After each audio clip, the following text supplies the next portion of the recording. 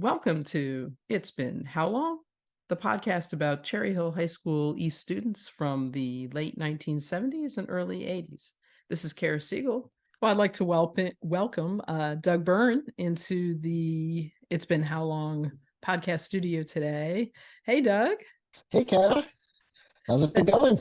Good. Thanks for agreeing to be on the podcast today. Sure. Yeah. Yeah, I saw Um, the first two, and they look fun. yeah.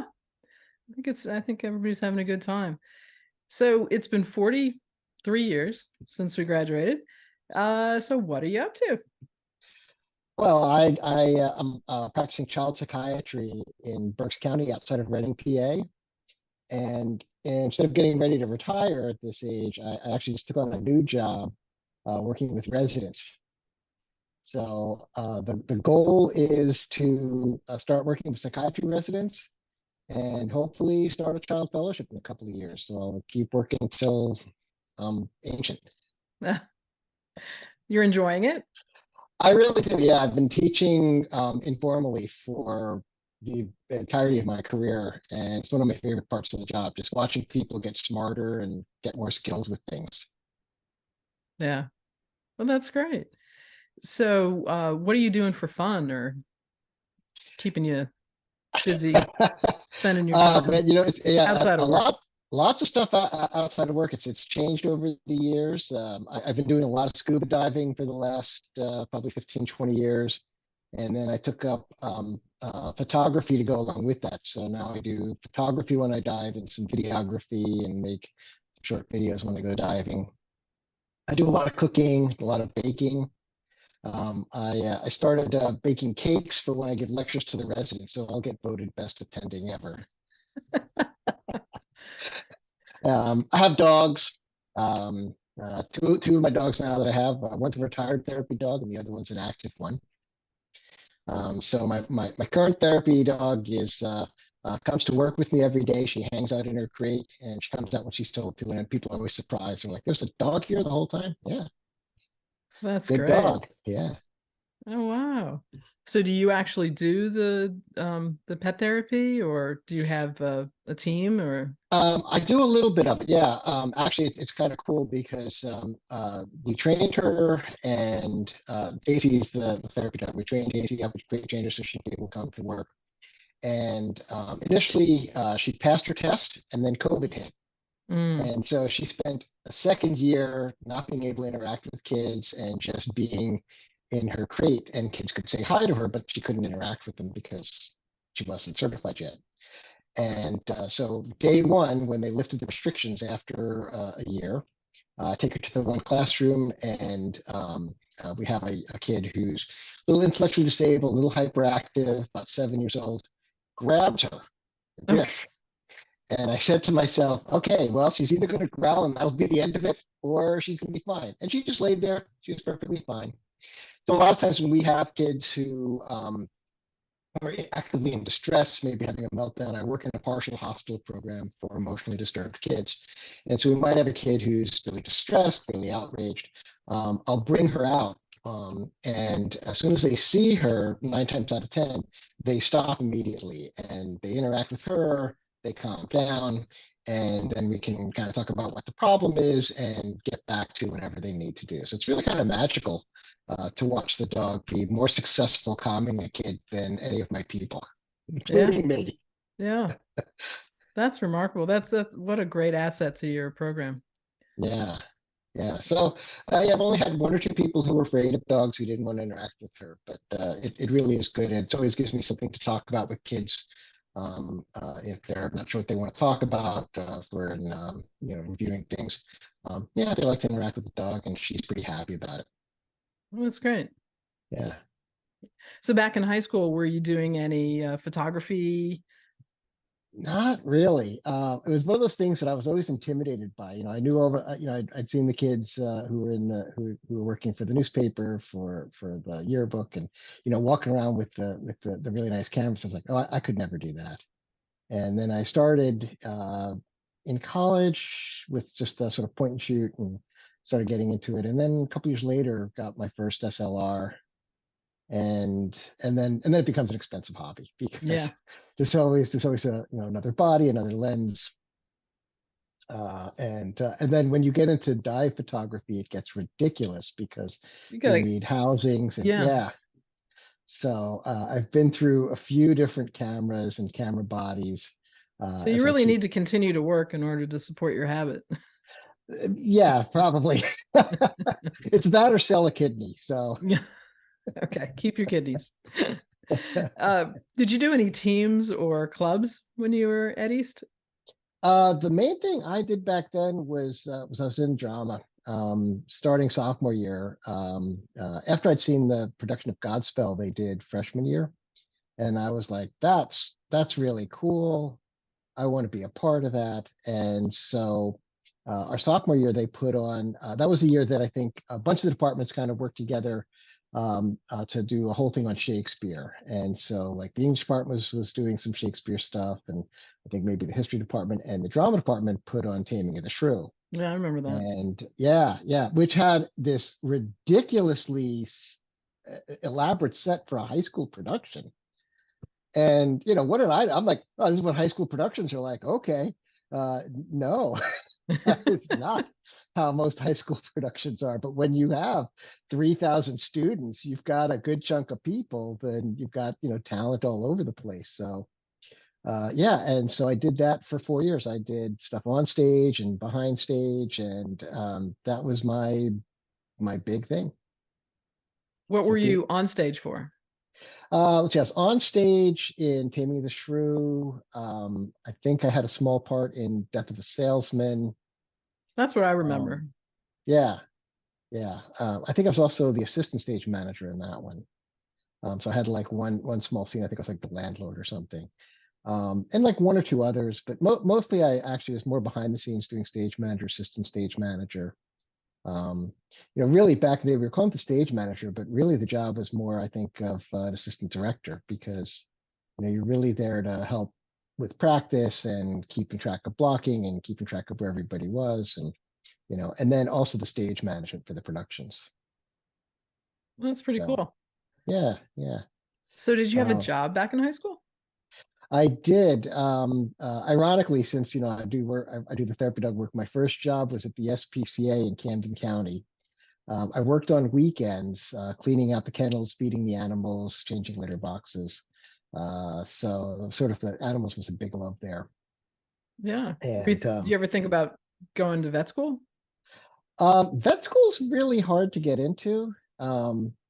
And it was funny when I was in medical school, there was a guy in my class who had been a vet and decided he was sick of working with animals and wanted to work with people and went back to school at like 30. Wow. Yeah, yeah, and I'm not sure what happened, what he went into after that, but I remember being quite impressed that he had a career and then decided to go into human medicine instead of animal medicine. Can't imagine what those student loans look like. So what did you do after graduation? So I went to LaSalle, and that was actually where I met my wife. Um, our freshman year, we had all the same classes. Wow. There was nobody else that had all the same classes. We had a lot of classes overlapping with other people, but we had all the same classes. So we started out with as study buddies. We were like, well, this is convenient. We had somebody that had all the same stuff. We never repeated it. We always had one or two classes that we didn't share because we had different interests. Um, but we started off as study buddies, and by Christmas we were dating. Yeah. And it was funny because the second semester, I took the second half of the psychology class, and my wife decided she didn't want to do that. And the professor, same professor from the first semester, didn't recognize me because he said he was used to seeing me as a dyad, not a monad. That's great. Yeah, yeah. So, and then after college, we got married and we started med school. Initially, she was at Hershey and I was at Hahnemann. And so I was living in Philly and she was living in Hershey. And then after the first 2 years, we were able to be together at Hershey and do the clinical years together, which worked out very well because our daughter was born in between second and third year Oh, wow. med school. Do not recommend starting your family in the middle of med school because Right before your clinicals. Yeah, that's right before challenging. clinicals, yeah, we had. I remember because we had 6 months between internal medicine and surgery where we were on call every third night. And we'd get to the rotation and say, "Oh, you guys are married. We'll put you on the same team." And we're like, "No, please don't put us on the same team. This needs to be every night." Yeah. Yeah. Wow. I know a lot of my classmates ended up getting pregnant fourth year because they were, looking for the residency, and fourth year there wasn't it wasn't as rigorous as starting out third year. Yeah, yeah, that was definitely a challenge. I still don't know how we did it, But you did but it. we did it. Yeah, yeah. And then we stayed at Hershey for our residency. So I went into psychiatry and then child psychiatry, and she went into pathology. And we had our second child, um, second year of residency, which was a little better. Yeah. So you're living now in Hershey? Living outside of Hershey, I'm actually living in near Reading, Pennsylvania. So after residency, I took a job near Reading, and when they heard I was a child psychiatrist, they recruited me to the Reading Hospital, which needed a child psychiatrist because they didn't have any child psychiatry. And I was there for about 20 years. We put together a small department. We had an inpatient unit, a partial program, and a whole bunch of other things. And psychiatry never makes money. And the hospital decided that they didn't want to have the inpatient unit. So they shut down my unit. Mm. And I really liked working with teams. And I didn't really want to work with as many adult patients as they wanted me to work with. So I went to Kids Peace about 10 years ago. And that's where I work now with a partial hospital program. And my work week went from about a 60-hour work week to about a 30-hour work week. So that was Oh, practically like retirement right there. oh, that's great. Yeah, yeah. And That's then a great. couple of years ago, Reading Hospital started a psychiatry residency program, and I'd been doing lectures for them for years for things, and they were like, "Hey, you like to teach? Would you like to come and teach our residents?" They said they can't pay me, but I said that doesn't matter. I like teaching. I like working with residents. And so later this year, I'll be joining their residency full time as faculty and Free do faculty? teaching. So I'm sort of faculty. I mean, I'm on the record there, and I'm part of all these committees, and I just sort of show up and do my thing, and then I go back and do my other thing. So yeah, so that's worked out real well. Well, that's great. That's great. Yeah, I found teaching very that the more rewarding part of what we do in medicine. Yeah, yeah. Yeah, I figured out some years ago that what I like is I like seeing them coming in, not really knowing what the heck they're doing. And then, even after just a brief period of time, they figure it out. They seem to get better. And it's really fun to kind of pick up on the folks who are really good at it. Hmm. So, with your diving, have you been traveling very much?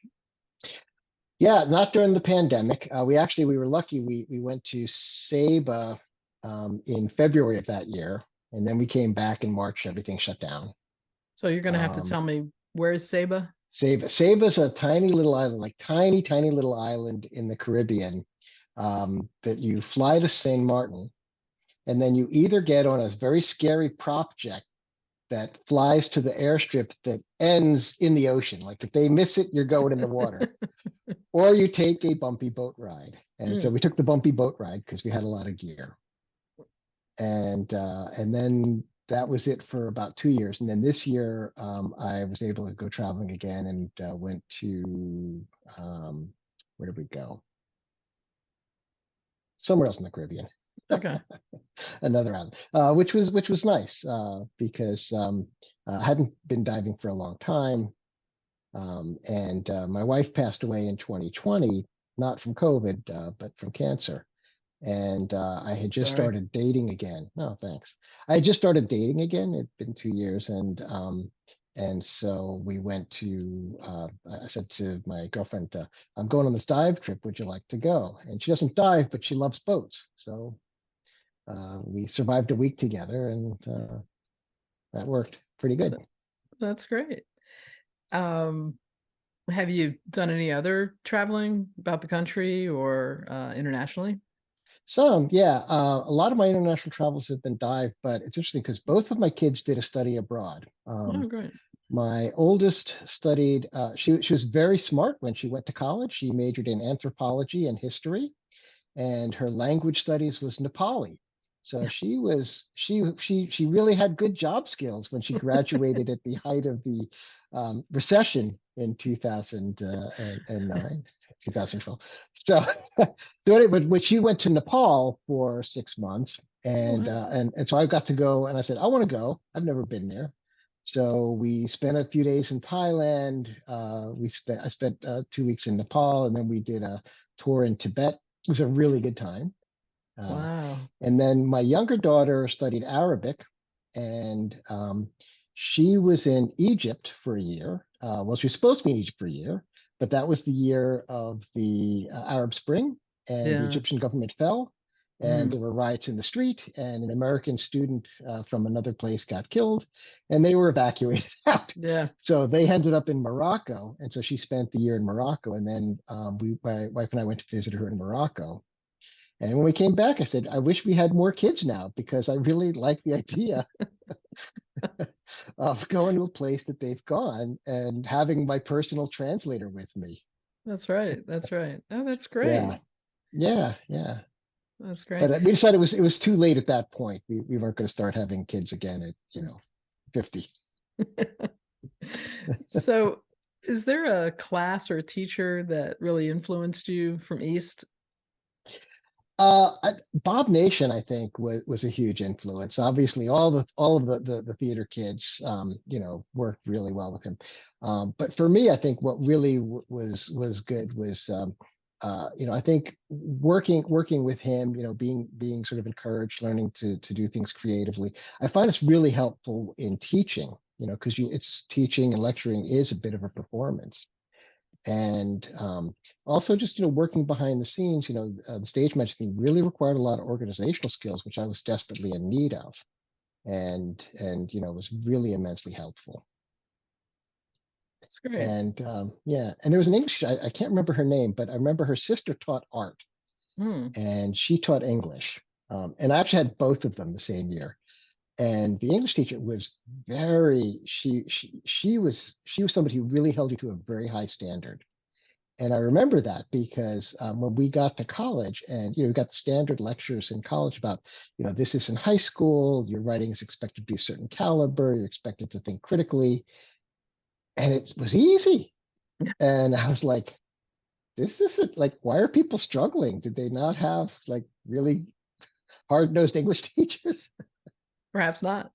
Yeah, probably not. But it was funny because we East, what did we have? 800 some kids Yeah, in in our our class, graduating roughly. class. Yeah, Yeah. yeah. Yeah, I think it was a huge class. It was a huge school. It was a ginormous high school. My wife graduated in a class of like 45 or 60. Um, and I went to LaSalle, which had a student body of around 4,000, 4,500 undergrads. And so it was not a big leap. It was like, well, I'm in a tiny college, but it's sort of the perfect size because it's the same size as high school. Yeah. Yeah. So that was nice. Did you have a high school sweetheart? Not really. I dated somebody briefly before senior year. She was a year ahead of us. I won't name her name, but I met her. She was doing some dance things, and the dance instructor had asked me to help out with some lighting and stage management things. So I was doing that, and I met this girl. And of course, it wasn't going to last because it was the summer after her senior year. She was heading off to college. I remember being heartbroken, Hmm. but in retrospect, I mean, come on. It's she's going off to college. She's not going to date a high school guy that's hours away. That's silly. Yeah. So I have seen from your Facebook posts that you are a grandpa. I am. I'm a grandpa twice over now. Oh, wow. That's In great. fact, both of my kids now live in Canada. The one just Oh, became a citizen, and the other is on the fast track now for permanent residency. oh, wow. And so my grandson turned one Sunday, and that was a really good time. And my granddaughter's up there is turning 5 in October. She seems to be And your partner in baking crime. she is, yeah. It was fun because pre-pandemic she would come over and she was not quite two, and we would watch her on the Saturday morning so my daughter and her husband could go do whatever, and we'd put her up in the tower and she and I would bake, and she would pour the ingredients and mix the ingredients, and then while it was baking, she would play with my wife, and then we'd eat whatever we had baked. It was a good time. Everyone thought I was very brave, but I'm like, what's the worst that's going to happen? It's a giant mess. I'll clean it up. There you go. Yeah. So do you have friends from East you're still in touch with? I kept in touch a little bit with Julie Dollinger. She's up in Boston. She's a pediatrician up there. She's got two lovely kids I see on Facebook. And Amy Kresloff, I met up with her a couple times around the time that I was going to some of the reunions. She married Pete Engel. They were dating in high school, and they're still together. Um, And then I've gone to Brad Hall married Carol Vanderdusen at some point, and I ran into Carol at East when they did a farewell production for Bob Nation, Oh, and we ran into each other. And it turns out she lives not too far from me in Downingtown, and she invited me to her house for a couple of years, and it was a really good time. that's cool. So yeah, and I've ran Anybody into a few other people then. anybody you lost touch with that's from Yeah. My closest friend in high school was Paul Woodson. yeah. He ended up going to Chicago and staying there, and he's married, and he's got some kids. And back then, I think it was really hard to stay in touch with people because we didn't have the ways that we can do it now. Yeah. Um, and I talked to him once. I was at a conference in Chicago, and he lives like an hour out of there, and we chatted on the phone when I was out there. We made plans to get together, but we couldn't make it work. So any standout memories from high school? A high, a low, a friendship? It's funny because when I think about high school, I mostly think about the drama years and the things that we did. Some years ago, when Facebook first started up, and they let grown-ups into it, and my kids were on, and somebody, I don't even remember who, but somebody posted and tagged me in one of the pictures from when we were mimes.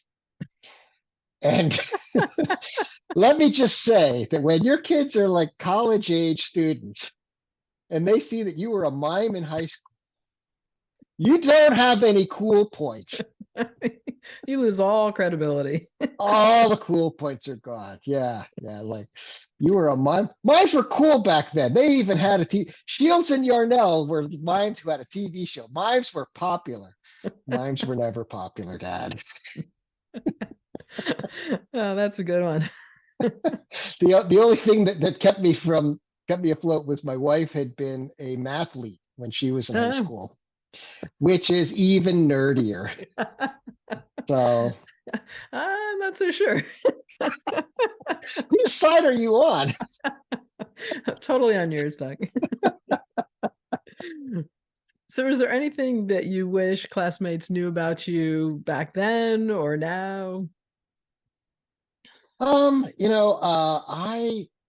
I was somebody who really didn't socialize a whole lot, like outside of like cast parties or just a little bit, very, very small circle of friends that I had, that I hung out with a lot. But I often wanted to do more things. Like I really, I felt like I missed out on things. I didn't go very often to parties. I didn't go to the diners so much, outside of a couple of events. I kind of wish that I had done a bit more, because it would have been nice, I think, to really get to know people better. Because as I see them on Facebook, I'm like, they seem very interesting. People lead interesting lives, and I would have liked to know more about them back then. Yeah. So I mostly remember you from classes, and I just remember you being very funny. I, I mean, that's my recollection. And then, seeing you on Facebook over the years, and just how joyous it is for you to be hanging out with your family and your grandkids. Yeah, yeah. I think I was not a good student. In fact, I don't think I got. I know I never got an A in high school, and I was very much a B minus C plus student. If I today had somebody coming to me saying, with that track record, I'm going to be a doctor, I would have said, dude, that is never going to happen. But I think largely, I think it had to do with just, as I said earlier, I didn't have great organizational skills, and so I think I crack a lot of jokes. I still do, but I think that was partly because it's like, well, I'm not going to be somebody who's acing the classes, so I'd better have something to be a decent human. I think you were very decent. So have you had a chance to go back to the building, go inside? I How did it make you I feel? I did once. I went back when they did the tribute to Bob Nation, Yeah. and it was funny because it was like it, from the outside, like, oh, it looks very much the same. And I was only in the part where the theater stuff is, and I'm like, oh, this is very familiar. And I remember going, man, it feels like, even though at this point it was probably 20, 25 years, I was like, this feels kind of like old home. I know where stuff is, and I found myself looking up into the rafters where the lights are, and up in the back where the manager, stage manager, and stuff sits, and thinking, oh man, this is really kind of cool. That's neat. So we're back in 1980, and you've just graduated, and you're looking out 40 years. Is this Mhm. where you saw yourself? Well, I think I did see myself being in medicine. I thought I would be a pediatrician. But it turns out that at 2 in the morning, croup is boring, but a psychiatric crisis is interesting. So Hmm. became a child psychiatrist instead. I certainly didn't think I'd end up in the middle of Pennsylvania. I joked for years to my wife. I said, I grew up in Jersey. I want to be near the water. Every year we're in Pennsylvania, we need to move a couple miles closer to the beach when we retire. And I think that time she passed away, we were going to be on a houseboat 3 miles offshore. But I did see myself, hopefully, practicing, still working. I hoped I would find somebody to be married to, and I did. I'd hoped I would have a family, and I did. And so that part worked out well. Didn't look so promising in high school, not dating much, but And did you enjoy high school? I did. Yeah, I really liked it. Not a great student, but I didn't really feel for the most part that was a big problem for me. I felt like we had really excellent teachers. I felt like the education I got really did prepare me for what was coming up, and it was nice. It felt nice being a part of things. I felt like I had a reasonably good experience with my high school. That's great. Sometimes people, I think, people are like, it was terrible. It wasn't like that was my peak, because that's really tragic if you're in your 60s and you're going, yeah, the best year was junior year of high school. That was, dude, you lived a lot of life. Yeah. So did you have like a dream job coming out of high school? I don't think I gave it that much thought. It was just, I want to be a doctor. And it was partly because I was just fascinated by it, and partly because I was like, oh, I don't want to have to interview for jobs. I just want to show up and go, I'm a doctor, hire me. More or less, that's the way it works for me. So that's kind of good. Um, I don't know that I saw myself as a teacher as much. but at the same time, I don't think I'm really surprised about it because again, there's a performative aspect to it that you know, I remember when we were in residency, and as residents, as you may remember, you have to do presentations, and some of them are very small groups, just the co-residents and the attendings, and some of them are larger groups. And I loved it. I'd be all excited. I'd be really prepared. Going to front of, and my wife would have to take blood pressure medicines to block down her heart rate so that she could get through. And I'd be like, "How do you not love this? Everyone's looking at you. They're hanging on your every word." She goes, "Yeah, everyone's looking at you. They're hanging on your word. That's very stressful." Yeah, So theater kid. no desire to be on Broadway. That wasn't your It's funny because my parents were very much against me getting too into it. In fact, I didn't even take any theater classes because I think that they were very much saying, "You don't want to waste time. Don't be doing that's fun for a hobby, but don't make that your life." And I don't know, I might have been happy with it. I could certainly see that being a thing to do, but I think I'd be very stressed out by the fact that you're always having to worry about what's the next job. yeah. Yeah. So if you had a piece of advice to give your 18-year-old self, or maybe you gave it to your 18-year-old kids, what would it be? Um, I think it's to trust yourself that you're going to be okay. Because no matter what happens, you come in, you got a pretty solid base of things. So I think at 18, you're very anxious about things, the future, what's going to happen. That's my active therapy dog, Daisy, by the way. Um, actually, I remember my younger daughter came to us because she was torn between majoring in music composition or political science, very, very closely allied fields, of course. Um, and she was asking, I don't know what I should do. I don't know how things are going to turn out. She was picking between two or three colleges, and we said, you're a smart person, and you're a decent person, and you'll figure it out. It's going to be okay. You don't need to worry so much about it. Whatever you do is going to be okay. And I think that's a really critical thing. Like it's hard to sometimes know, you're going to be okay. Just relax. Yeah, that's sound advice Yeah, yeah. for all of us, not just 18-year-olds. Yeah, yeah, yeah. Yeah, I mean, there's so many times now where I get, if I get asked about things, well, it'll be okay. It's going to work out. We'll figure it out. That's Yeah. the key thing. We'll figure it out. All right, so let's go to our fast and furious finish. Did you have a favorite TV show, book, or movie from our high school days? Well, favorite book, I was really into Stranger in a Strange Land by Heinlein.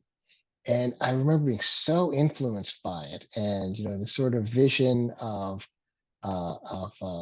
people of kind of being a stranger. The guy was it was a sci-fi book where the central character, his parents had died in a crash on Mars, and he was raised by Martians, and then he's found as a young man and brought back to Earth, and I remember just really, and I shared it with all my friends. We were really influenced. And then I don't know, maybe 10 years ago, I reread the book and I'm like, this is really problematic. There was a lot of I mean, the sexism in it was certainly something that I did not pick up on. And I think it was invisible to us back in the 70s and some of the stuff. And so it's not a book that I visit anymore. Did not I age did well. did not age well, no. I remember I was thinking about this the other day. One of the shows that I really loved was Barney Miller. Yeah. And I remember, and I'm really excited for next year, and I'll tell you why, because I remember there was a line in there where the Wojo Host, the one cop, is Yeah. interviewing somebody. He's like, how old are you? And the guy says 39, and he starts typing, I was born in 1939, and then he's like, does the math. He goes, well, that makes you 39. He goes, yeah, that's what I said. And next year, I get to say, if someone ever asks me how old, I go, 62. I was born in 1962. And then they'll have to do the math and they'll go, well, that makes you 62. That's what I said. I have been waiting 40 years for that joke. And I just got one more year to go. That's great. Did you have a favorite musical group, artist, or genre? I loved rock. In fact, my kids, we went to see the Who when they were touring again in Philly, and I wasn't going to go because I'm like, I don't go. And my daughter at the time in high school was like, the Who? They're not going to play again. We need to go. So we got tickets and we went to see the Who. And around the same time, Simon and Garfunkel had toured, I think the year before. And I'm going, man, I don't want to go and see it. My kids are like, Simon and Garfunkel are touring. So clearly they had a positive musical influence. Yeah. But yeah, I really liked what is now considered classic rock or dad rock music. Yeah. So did you have a favorite place to hang out or eat? Didn't go out that much. We went to the diner around the circle. I can't remember what the name of it was because there were so many diners that I went to in Philly. So Um, Ponzio's or um, what was the other one? Olga's? Was it Olga's? It was Oh, Olga's. Olga's. Yeah, that was the go-to.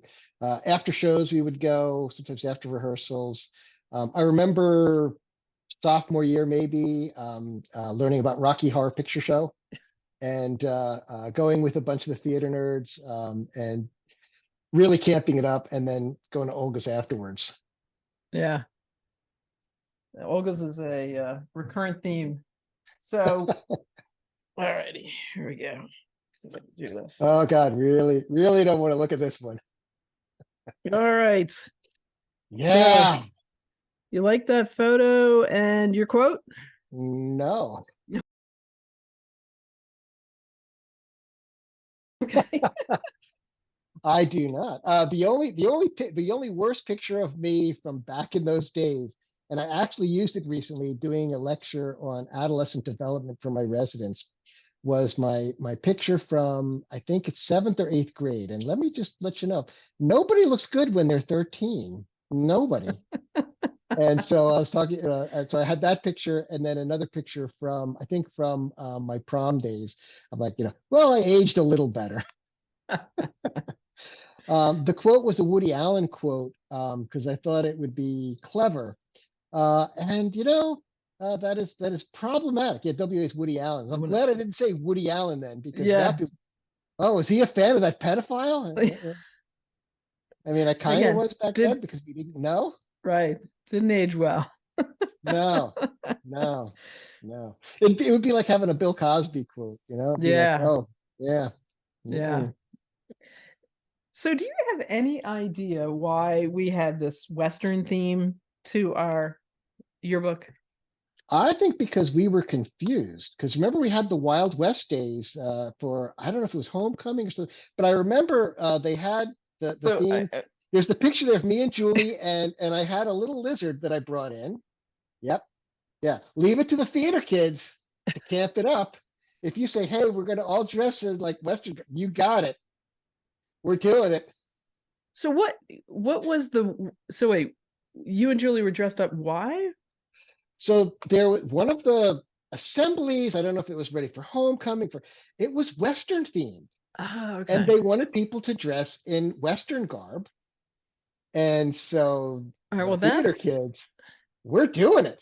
of course. Yeah, Okay. Well, that's a little bit closer to maybe why we had this theme because I asked Deborah yeah. Smead.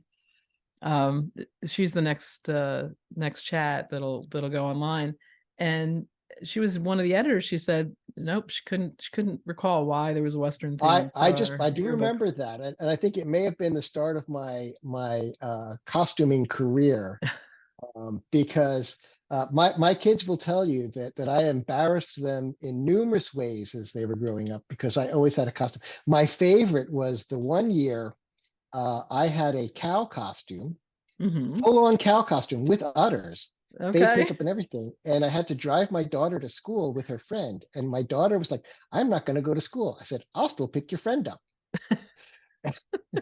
So she did. And then she was so flustered, she left her math book home. And this is my one regret in life was that I just dropped it off at the school and I should have said, can I walk this back to her class? I really should have done that. My one regret in life is not walking into her class full on cow. Here you go. See, imagine being, ninth or 10th grade and your dad walking in dressed like a cow. Isn't your dad a child psychiatrist? Is he going to see patients like that? Oh gosh. Did you? I did. Did I you? made Okay. sure I made sure my office manager knew, don't put any new patients in today. Only Right. people who know me. Don't put any psychotic patients in today because that will not go well. Patients who know me, the folks who have some anxiety, depression, ADD, whatever, It'll be good. it'll be good. They'll have a good time. That's great. Well, any last things you want to tell somebody from school that might be listening? I I I think that we should be doing more of these kinds of things. I think it's really great to kind of hear what's going on with people, try and catch up. It's just another way I think too that we can sort of touch base with one another because I think Facebook's replaced reunions, Yeah. and this is a very cool idea. No, I'm glad you're doing it. thank you. Thank you. Yeah. No, it just I found that seeing folks on Facebook and seeing what they're doing is interesting, but I always, I'll type a message or two, but I just have so many more questions, and just the interaction is obviously so much more enjoyable. Not for Yeah. necessarily my kids' generation, but certainly for us. What do they know? They're young and stupid. Uh, anyway, well, Doug, it's been great catching up with you. Thank you so much for being on the podcast today. Thanks a lot, Kara. Look forward to seeing the rest of the series. Yeah, yeah. All right, you take care. Bye bye. Thanks for joining me on It's Been How Long? The podcast about Cherry Hill High School East students from the late 1970s and the early 80s. A shout out to my cousin Brad Corbett, whose podcast We Weren't Friends in High School inspired me to do this podcast, and whose advice and encouragement have been so helpful. Thanks also to my husband, Randy Coughdale, who read all the fine print on the podcast hosting website so I wouldn't have to. And thanks to Jeff Lyons, content consultant and guinea pig, and to Deborah Smead, also content consultant. And thank you to all our classmates who are listening in. See you next week.